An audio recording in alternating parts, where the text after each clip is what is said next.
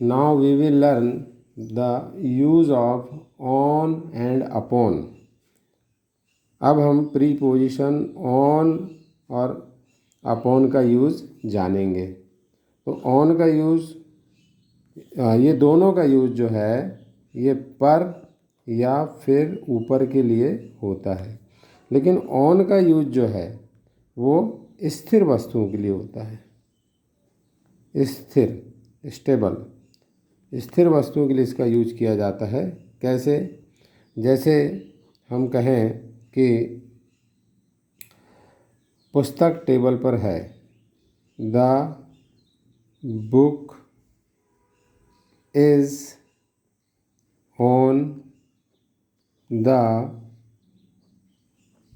Table. एक और example हम देखते हैं कि वह कुर्सी पर बैठा, ही sat on the chair।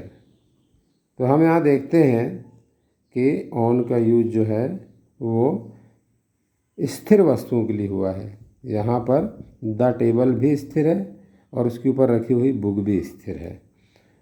अब हम अपॉन का यूज देखते हैं कैसे, अपॉन का यूज क्या होगा, कैसे होगा। तो अपॉन का यूज मूवेबल थिंग्स के लिए होता है या कोई ऑब्जेक्ट के लिए होता है, ह्यूमन बीइंग के लिए भी होता है, एनिमल्स के लिए भी होता है। या तो इसमें दोनों चीज़ें मूव करती हैं या फिर एक स्टेबल होती है दूसरी मूव करती है। कैसे? अपन एक एग्जांपल देखते हैं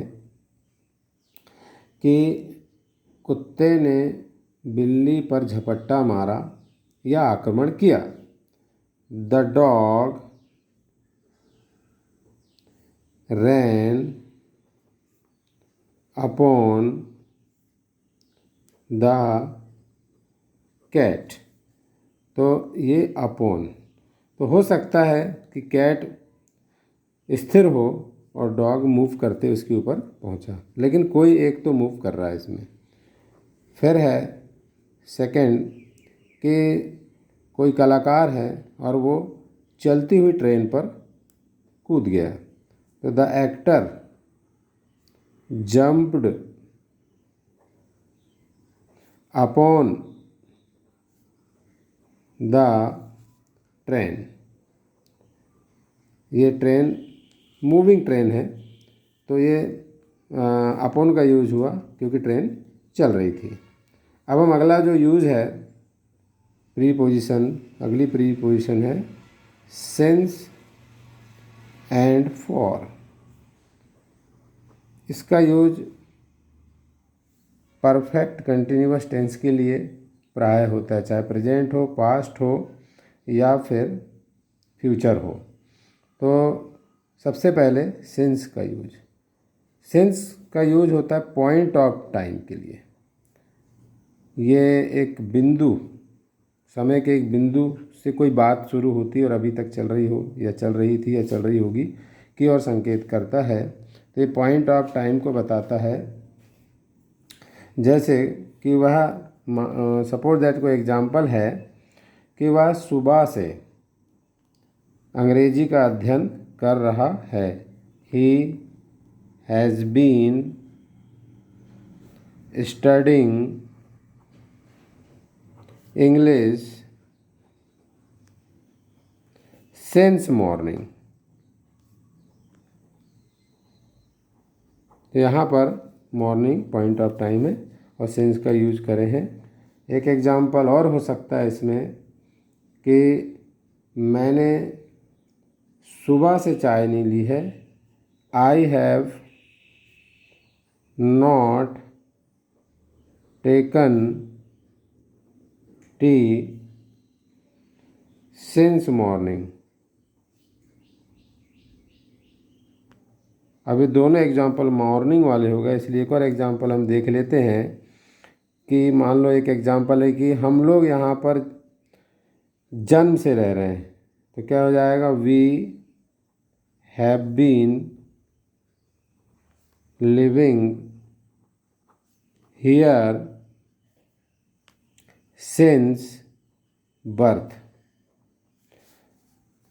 तो यहाँ पर जो बर्थ है ये पॉइंट ऑफ टाइम को बताएगा।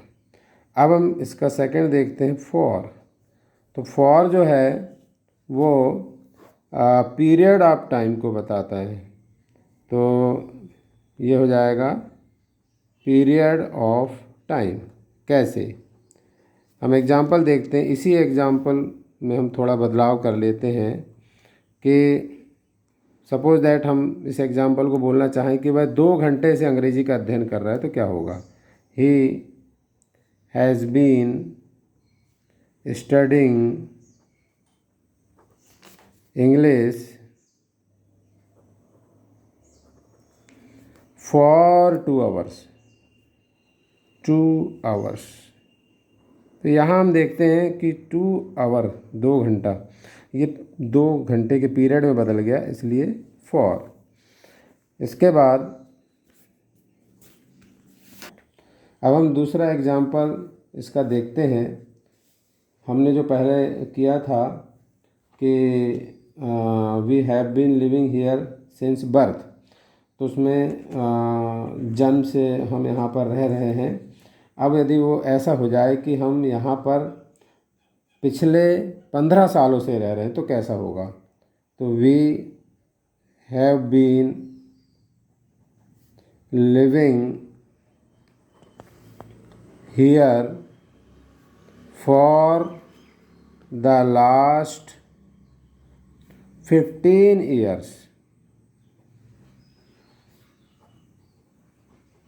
तो ये यहाँ पर हम देखते हैं 15 ईयर जो है वो 15 ईयर में पीरियड में बदल गया है, इसलिए फॉर का यूज़ हुआ है।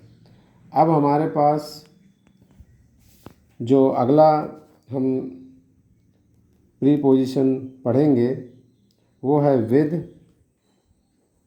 And bye. दोनों का मीनिंग तक भी होता है, पास भी होता है और द्वारा भी होता है। अलग अलग समय पर अलग अलग परिस्थिति में इसका यूज़ किया जाता है। विद जो है उस वस्तु की ओर संकेत करता है जिसके माध्यम से काम किया जाता है। तो इसका हम सीधे एग्जाम्पल देखते हैं, वो क्या होगा। जैसे हम किसी को कहें कि आप अपने ही पेन से लिखो, तो राइट विद योर पेन। आप अपने ही पेन से लिखो, राइट विद योर पेन। और हम यदि कहना चाहते हैं कि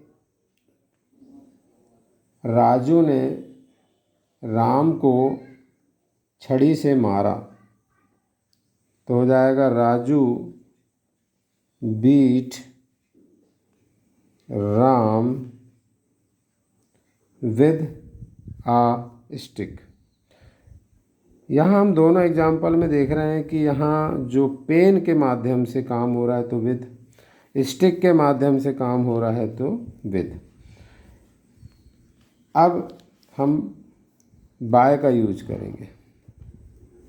बाय का यूज जो है ये एजेंट की ओर इशारा करता है, जिस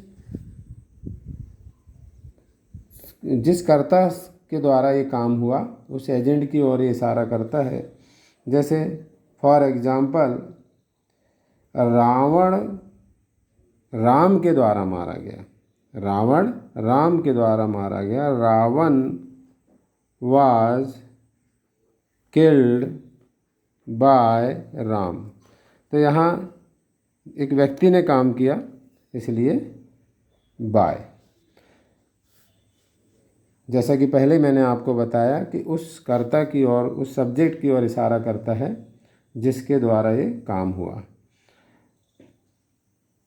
एक और एग्जाम्पल हम देखते हैं कि यह कार्य सीमा के द्वारा किया गया। तो इट वाज डन बाय सीमा। तो यहाँ पर हम देखते हैं कि बाय एजेंट का यूज हुआ है क्योंकि ये करने वाला कोई सब्जेक्ट है। फिर एक एक कॉमन एग्जांपल हम देख लेते हैं कि जैसे एक एग्जांपल जिसमें विद भी आ जाए और बाय भी आ जाए। वह लुटेरों के द्वारा बंदूक से मारा गया, तो ही वाज, ये पैसिव वॉइस है, killed by robbers with a gun.